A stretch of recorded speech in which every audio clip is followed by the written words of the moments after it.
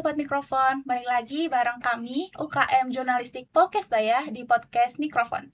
Ruang ngobrol santai tapi penuh makna, tempat kita berbagi cerita dan sudut pandang tentang perkuliahan dan kehidupan.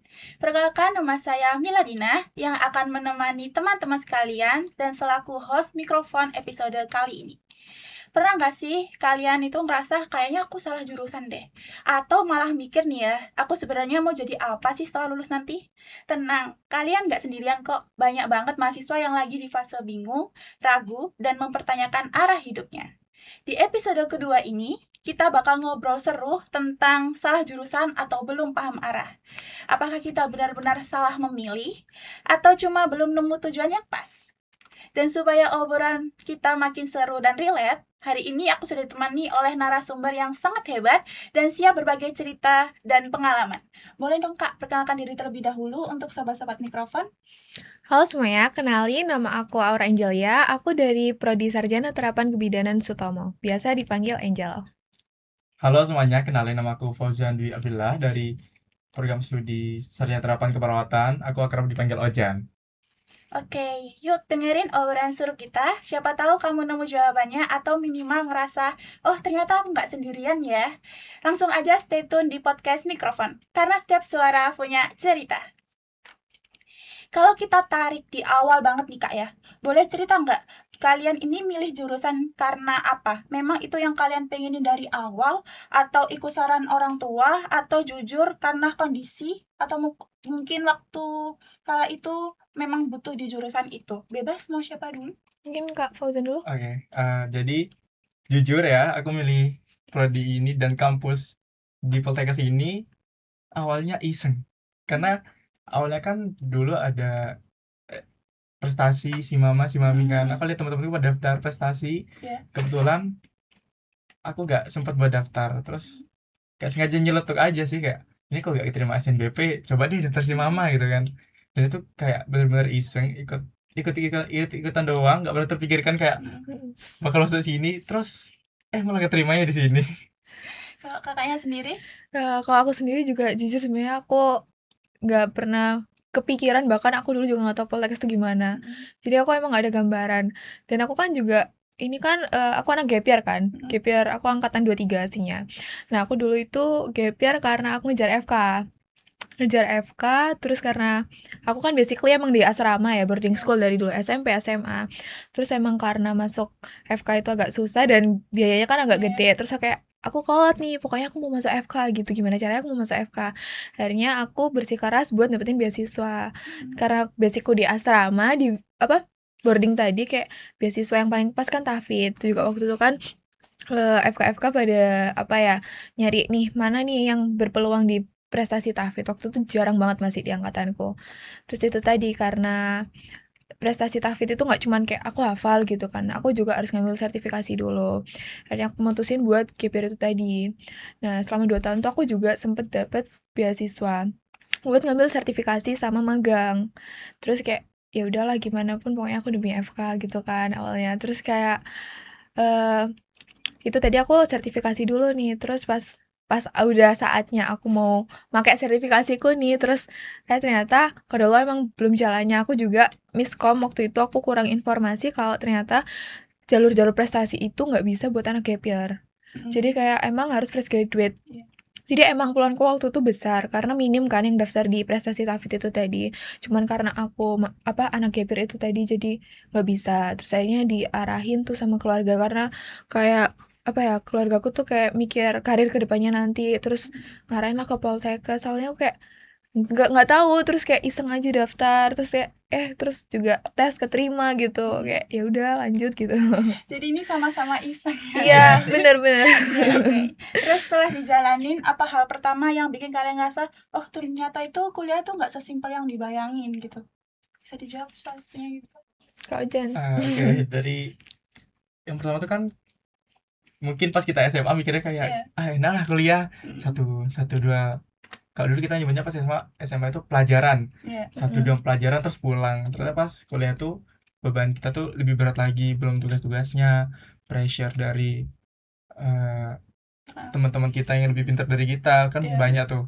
Dan juga di kuliah ini kita kan nggak diperhatiin dosen tuh, malah kita yang harus nyariin dosen. Iya, Jadi bener-bener. kayak masih awal-awal semester masih beradaptasi, masih bingung, masih gak tahu harus gimana. Ya gitu deh Bu. Susah sih menurut aku. Tapi lambat laun bisa. Lambat laun alhamdulillah bisa juga, banyak teman-teman juga yang support, jadi bisa terus berkembang. Kalau kakak sendiri? Kalau dari aku sendiri juga selama aku gap year itu kan aku ngelihat, pastinya kan aku kayak udah ngeliat teman-temanku nih ya udah kuliah gitu-gitu, kayak yang di storyin kan pasti yang enak-enak doang gitu, kayak ih seru ya, asik gitu, dikit-dikit nongki gitu-gitu, nggak kelihatan susahnya tuh pas jelasin, kayak udah banyak tugas, terus pentingnya itu manajemen waktu kan, apalagi kalau kita ikut organisasi gitu-gitu, terus kayak pressure tugas itu tadi emang gitu sih. Nah, di titik itu kapan pertama kalian mulai ragu mikir hal-hal kayak kok kayaknya nggak cocok ya di jurusan ini kayak gitu? Mungkin dari tekanannya sendiri atau bagaimana? Dari aku dulu ya Kak. Iya. Jujur dulu pas aku udah masuk di semester 1 itu, aku lagi sembari tes juga di sekolah kedinasan. Jadi kayak emang nggak niat juga di Poltekkes, cuman kayak singgah aja bentar gitu kan.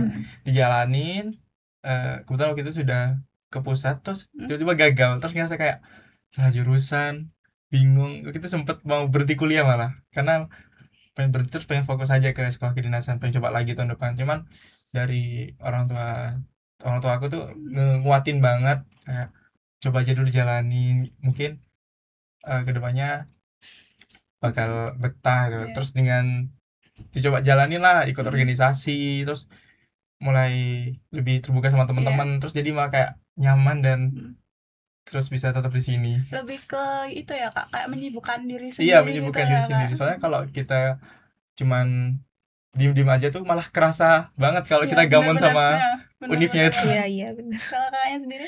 Kalau aku ngerasanya bukan pas udah ngejalan ini sih, pas masa gap year-ku itu kemarin. Karena pas diarahin ke bidan tuh awalnya aku juga nggak mau, karena aku masih bersikeras pokoknya aku mau di kedokteran gitu. Aku sempet hilang arah banget selama gap year 6 bulanan ada kayak. Terus waktu itu pas diarahin ke bidan tuh, terus aku juga sempet mikir, emang cocok nggak ya kayak aku di bidan gitu, kayak kenapa harus bidan. Terus setelah aku berusaha mikir jernih itu, aku mikir nih, sebenarnya aku pengen kedokteran tuh buat apa? Kan aku pasti punya goals ya. Goals aku kayak aku tuh pengen bermanfaat buat orang, aku pengen bisa bantu nyembuhin. Itu kan kedokteran tuh kayak cuman buat sarana nih. Terus setelah aku pikir-pikir kayak, oh ternyata bidan tuh masih linear ya sama tujuanku gitu. Jadi aku ngerasa nggak cocoknya tuh awalnya pas masa gap year-ku kemarin sih. Oke. Perasaan yang paling kuat waktu itu takut, capek, bingung, atau campur aduk jadi satu kayak gitu Kak? Lebih ke bingung aja sih Kak, karena kan waktu itu masih gamon ya sama yang dituju, jadi kayak mau lanjut nggak ya gitu. Terus kakaknya? Perasaan yang paling tuh kayak aduh, seputus asa itu, putus semangat, hopeless banget waktu itu. Kalian pernah nggak sih ngebandingin diri kalian sendiri sama teman-teman yang lain? Kelihatannya udah paham banget dengan materi yang kasihkan dosen ya. Biasanya kamu itu ngebandingin soal apa? Prestasi atau IPK atau organisasi di organisasi, dan itu ngaruh ke kepercayaan diri kakak-kakak sendiri nggak? Kalau dari aku sendiri sih, awalnya tuh gara-gara lihat tugas teman-teman aku sama IPK teman-teman aku sih. Kan aku ngerjain tugas tuh, terus itu kan ada link pengumpulan kan sama kan, kayak lihat tugas teman aku pada banyak banget, kok mereka bisa ya bikin tugas sebanyak ini, dari mana nemunya gitu. Terus lihat pas akhir semester, kok IPK-nya bagus ya, gimana ya caranya. Tapi karena terus-terusan lihat kayak gitu, malah kita tuh jadi ke pressure, jadi bingung, jadi mematokkan diri ke suatu hal, dan itu benar-benar bikin fokusnya jadi pecah. Jadi pas akhirnya itu mutusin buat ya udah aku jalanin kayak gini. Lebih kepercaya diri dulu aja ya Kak. Kakaknya? Iya bener banget sih yang diomongin Kak Fauzan, mungkin 11-12 ya. Cuman kalau kayak ngebandingin tuh juga ya pasti, cuman kan di sisi lain kita juga punya latar belakang kesibukan yang Mhm. beda gitu ya. Ada yang fokusnya cuman kuliah gitu-gitu, ada yang cuman fokus kuliah organisasi, kan juga ada yang nyambi segalanya gitu kan, tuh pasti kelihatan banget. Tapi emang ngaruh, tapi di situ kayak kita yang mungkin kayak kesibukannya nggak cuman fokus kuliah tuh pasti kena pressure, gimana caranya aku harus bisa kayak dia.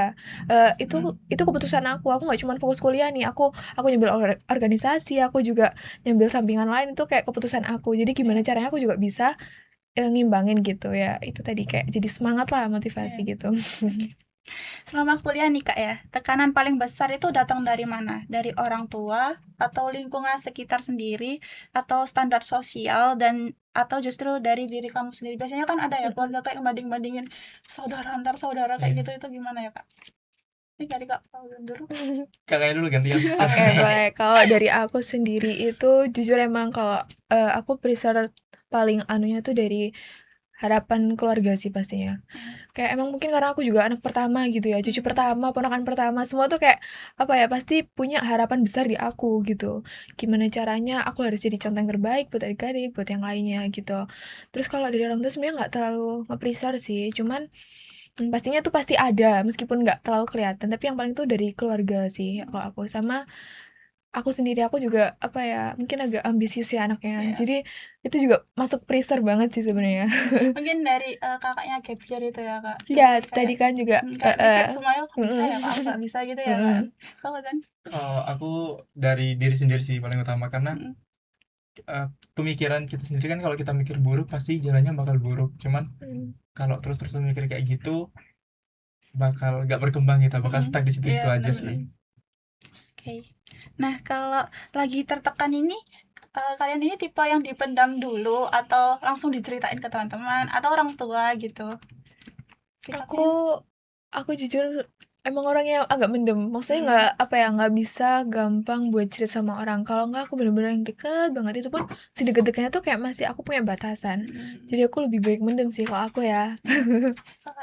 Kalau aku sendiri sih mendem, tapi aku seluruhnya lewat mungkin main sama teman-teman aku, ikut organisasi, itu kan malah kayak Benar-benar, ngebuang benar, pikiran-pikiran buruk kita. Karena kalau kita terus-terusan jadi mahasiswa kupu-kupu itu malah benar banget. di kos, Bosan sendiri ya. pikiran itu kemana-mana lagi gitu. Nah, di luar kuliah, ada nggak satu aktivitas atau hal kecil yang bikin kamu ngerasa lebih hidup gitu, Kak? Mungkin sama teman-teman atau organisasi yang Kakak merasa, wah ini kayaknya gak apa-apa deh aku ngalamin salah jurusan, tapi organisasiku atau lingkunganku kayak gini gitu. Mungkin pernah berpikiran seperti itu ya, Coba Kak? Kak. Aku dulu deh. Iya, boleh. Jadi dulu pas awal itu ngerasa pressure banget. Habis itu kan aku join UKM teater. Waktu itu juga sempat gak aktif di UKM teater karena benar-benar kayak merasa apa sih aktif di sini, kalau bukan aku tujuan bukan sini, kayak tujuanku tuh ya udah aku nyelesain kuliah udah pergi gitu. Terus kalau nggak salah gitu ada satu pementasan, aku jadi pemain peran juga, yang ngerasa kayak oh ternyata kayak teman di kampus itu seru ya, dari jurusan lain itu seru ya ternyata, gak cuma dari jurusan kita. Jadi ngerasa lama-lama tuh kita punya keluarga baru, kita punya teman-teman baru. Aku juga join hima, jadi kayak disibukin proker-proker juga. Kalau Kakaknya? Aku kalau ditanya kegiatan tuh emang sebenarnya banyak sih kegiatanku aja.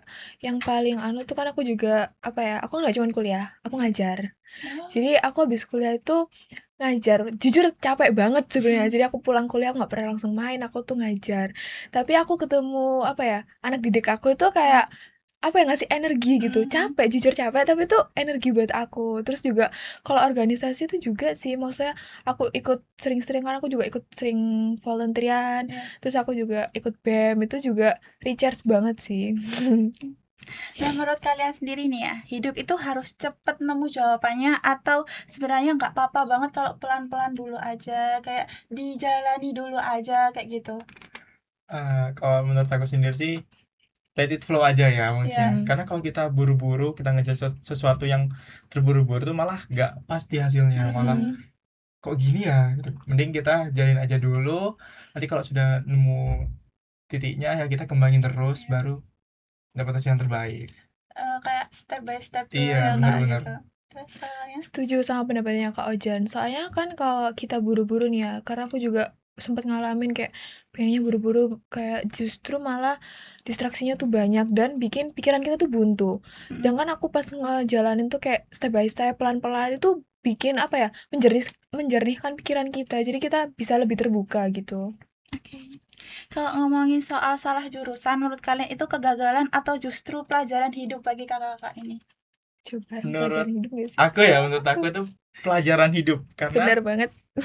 karena kayak kalau salah jurusan tuh kita kan nggak pernah ada planning ke jurusan Iya, ini. benar-benar. Tapi kalau kita terus jalani jurusan itu, lama-lama tuh ngerasa, oh ternyata plan aku di sini ya. Iya, bener banget. Contohnya tuh kemarin tahun lalu itu aku sempat ikut UTBK lagi.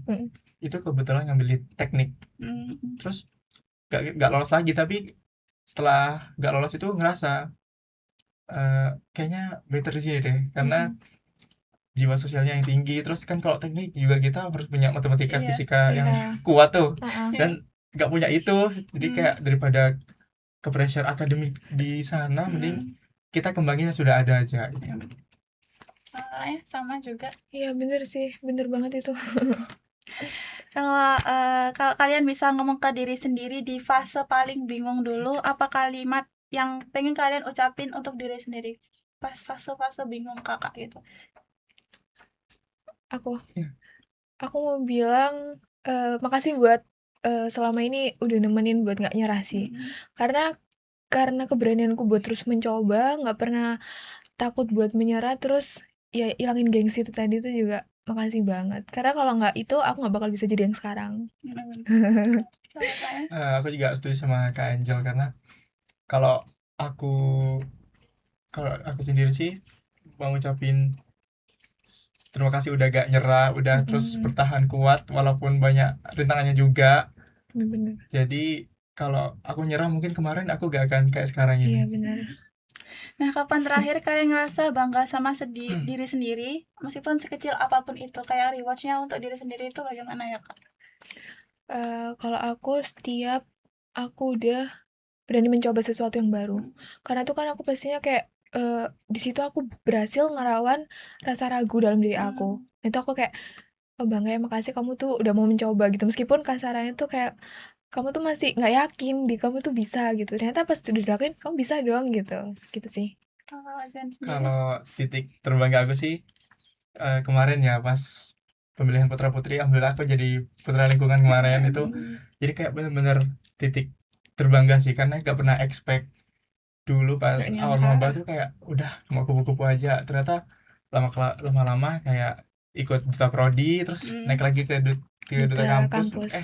Malah keterima dan jadi runner up 1. Itu benar-benar bangga buat diri sendiri, karena dari dulu tuh pengen nyoba ikut duta-dutaan, tapi kayak gak pernah berani, gak pernah ada rasa ingin mencoba. Terus baru di kuliah ini ada rasa ingin mencoba dan alhamdulillah bisa. Hebat banget semua kakak-kakak ini. Dan buat nutup obrolan ini, satu pesan jujur buat teman-teman yang lagi dengerin dan ngerasa salah jurusan atau belum nemu arah dari kalian itu apa ya? Mungkin pesan yang bisa disampaikan buat sobat mikrofon? Mungkin buat teman-teman yang ngerasa sempet putus harapan, itu it's okay sih. Kayak kamu boleh ngasih waktu buat diri kamu sendiri. Kamu butuh jeda, kamu butuh pikiran yang jernih. Tapi satu, jangan hopeless yang sampai kamu tuh nggak mau bangkit lagi gitu. Kamu tuh harus bangkit lagi gitu kan. Karena kayak kalau kamu nggak mau bangkit lagi, terus gimana masa depan kamu gitu. Tetap semangat gitu kan. Terus aku mau ngasih satu kata-kata yang itu kayak sampai sekarang tuh lucuan aku banget sih. The only person responsible with yourself is you and only you. Karena kalau kamu nggak mau bertanggung jawab atas diri kamu, siapa gitu kan yang mau nolongin masa depan kamu nanti. Kalau dari aku sendiri mau ngasih pesan aja buat teman-teman yang ngerasa salah jurusan. Sebenarnya kalian tuh gak lagi salah jurusan. Sebenarnya kalian lagi mencoba menerima apa yang kalian lakuin sekarang, dan percaya pada suatu saat nanti itu akan bermanfaat buat diri kalian sendiri dan orang lain. Nah, sobat mikrofon, gak terasa ya obrolan kita hari ini sudah sampai di penghujung episode. Dari semua cerita dan sudut pandang yang dibahas, dapat disimpulkan bahwa perasaan ragu, bingung, dan mempertanyakan pilihan jurusan adalah hal yang sangat manusiawi dan dialami oleh banyak mahasiswa. Proses menemukan arah hidup tidak selalu berjalan lurus dan cepat, tapi penuh dengan pencarian, pembandingan, tekanan, serta pembelajaran tentang diri sendiri. Salah jurusan bukan selalu berarti kegagalan, melainkan bisa menjadi bagian dari perjalanan hidup untuk mengenal potensi, minat, tujuan yang sebenarnya. Yang terpenting adalah berani jujur pada diri sendiri, terus mencoba dan tidak menyerah pada proses. Pada akhirnya, setiap orang punya waktunya masing-masing untuk tumbuh dan menemukan jalannya. Semoga kamu bisa lebih memahami bahwa merasa bingung, ragu, dan mempertanyakan arah hidup itu hal yang wajar. Entah kamu merasa salah jurusan atau sekedar belum menemukan arah yang pas. Ingat satu hal, kamu sedang berproses dan itu tidak apa-apa. Dan semoga ini bisa menjadi teman di tengah overthinking kamu dan sedikit menguatkan langkah ke depan. Terima kasih sudah mendengarkan podcast Mikrofon episode 2. Jangan lupa follow, share ke teman-teman kamu, dan tunggu episode berikutnya yang gak kalah seru. Saya Miladina, pamit. Sampai jumpa di podcast Mikrofon selanjutnya. Karena setiap suara punya cerita. Terima kasih, Kakak. Terima kasih. Dadah, Kak.